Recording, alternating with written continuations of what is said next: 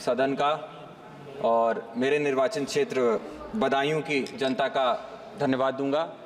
कि संसद में आज मुझे अपनी बात रखने का मौका दिया है। अध्यक्ष महोदय, जहां बजट की चर्चा में मुझे अपनी बात रखने का मौका दिया गया है, वहीं जब वित्त मंत्री जी बजट में अपना बजट पेश कर रही थी, उस समय पे बहुत बड़ी बड़ी बातें किसानों को लेकर कही गई, नौजवानों को लेकर कही गई, महिलाओं के लिए कही गई। लेकिन सच्चाई तो ये है कि जहां हमारा देश कृषि प्रधान देश है, 60% से ज़्यादा आबादी किसानी में आज है, वहीं जब सरकार किसानों की बात करती है तो हम सभी को और किसानों को भी याद आता है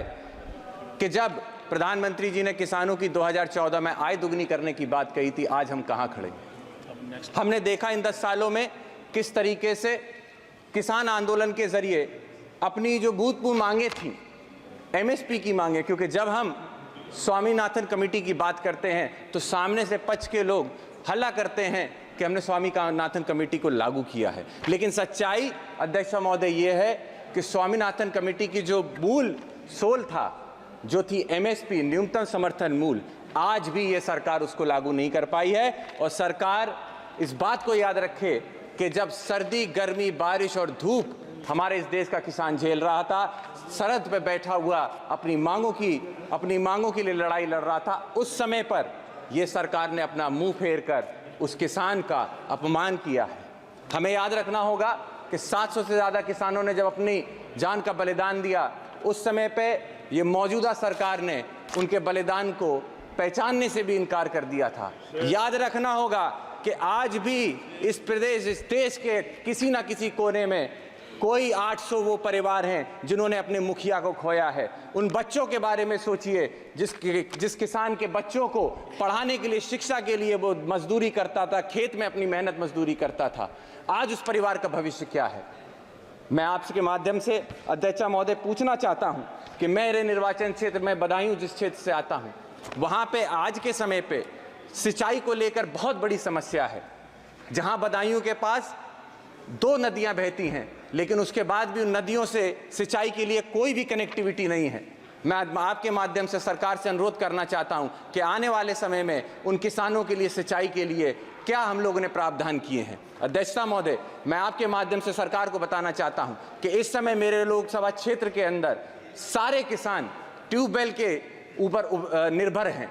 और इस समय पे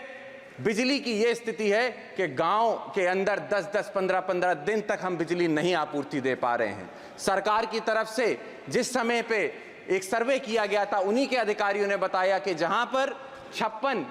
सब स्टेशन हैं हमारे यहाँ बिजली के, वहीं कम से कम 33 सब स्टेशन और होने चाहिए। लेकिन उनकी रिपोर्ट पे जब सरकार ने निर्णय लिया तो उसको 33 सब स्टेशन को घटाकर मात्र 8 सब स्टेशन किए जाने की बात आ रही है। मैं आपके माध्यम से अध्यक्ष महोदय अनुरोध करना चाहता हूं कि किसान इस समय पीड़ित है, त्राहिमाम मचा हुआ है क्षेत्र के अंदर, इसीलिए बिजली की समस्या को शीघ्र ही देखा जाए और इन समस्याओं को समझा जाए। साथ ही साथ मैं अध्यक्ष महोदय, मैं आपके माध्यम से अनुरोध करना चाहता हूं सरकार से, सिर्फ उत्तर प्रदेश नहीं, कई प्रदेशों के अंदर किसानों के लिए सबसे बड़ी समस्या अगर कोई बनती जा रही तो आवारा पशुओं की बनती जा रही है। जहां किसान और उसके परिवार को दिन दिन भर इस चरकती धूप में खेती करनी होती है, अपनी फसल के लिए, अपनी फसल की उपजाऊ दाम के लिए खेतों में मेहनत करता है, वहीं वो रात रात भर जाग कर अपनी फसल की रखवाली उन आवारा पशुओं से करता है। वही आवारा पशु जब रात में खेत चर जाते हैं तो किसान का नुकसान होता है, और वही आवारा पशु जब सड़क पे जाता है तो किसी ना किसी नौजवान की या महिला की जान लेने का काम करता है। अध्यक्ष महोदय, मैं आपके माध्यम से अनुरोध करूंगा सरकार से कि जहां आप किसानों की बात करती हैं, मैडम मेरी फर्स्ट टाइम स्पीच है, बस 2 मिनट और दे दें। 2 मिनट मैं आपके माध्यम से अनुरोध करना चाहता हूं अध्यक्ष महोदय कि जहां किसानों की बात की जाती है, वही किसान सम्मान निधि को देखकर सरकार अपनी पीठ थपथपाती है। मैं आपको बताना चाहूंगा कि आंकड़े कहते हैं कि रूरल सेक्टर के अंदर जहां पे खरीद की क्षमता घटती जा रही है, निश्चित तौर पे हमें समझना होगा कि किसान सम्मान निधि किसी काम की नहीं है। अध्यक्ष महोदय, मैं यूथ को, नौजवानों को नेतृत्व करता हूं, वहीं जहां देश में 35% नौजवान है जिसकी मूलभूत सुविधाएं एजुकेशन, और जॉब अपॉर्चुनिटीज़ हैं। आज सरकार कहीं भी जॉब देने में असमर्थ होती चली जा रही है। 80% से ज़्यादा हमारे देश का नौजवान बेरोजगार घूम रहा है। मैं अध्यक्ष महोदय आपके माध्यम से अनुरोध करना चाहता हूं कि आने वाले समय में उन नौजवानों के रोजगार के लिए कुछ ना कुछ ये सरकार करने का काम करे। साथ ही में मैं आपसे अनुरोध करना चाहता हूं कि मुझ जैसे नौजवान, कई सारे नौजवान हैं जो यूनिवर्सिटियों से छात्र राजनीति से आगे बढ़ के इन सदनों का नेतृत्व करते हैं, वहीं आज उत्तर प्रदेश के अंदर छात्र राजनीति को खत्म करके कहीं ना कहीं नौजवानों को आगे आने से रोका जा रहा है। आखिरी मैडम, लास्ट है मैडम, छात्रों के लिए मैं ये कहना चाहूंगा, इलाहाबाद यूनिवर्सिटी जैसी संस्थाओं के अंदर जहां हॉस्टल की फीस बहुत कम रखी जाती थी सिर्फ इसलिए ताकि किसानों को कहीं ना कहीं किसानों के बच्चे पढ़ लिख सके, वहीं 400% अगर ये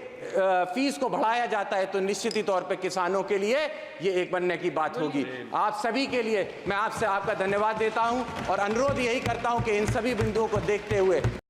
रोजाना खबरां नाल जुड़े रहने लिए चैनल ਨੂੰ सब्सक्राइब करें ताकि हर प्रकार की खबर तुहाडे कोल जल्दी पहुंच सके।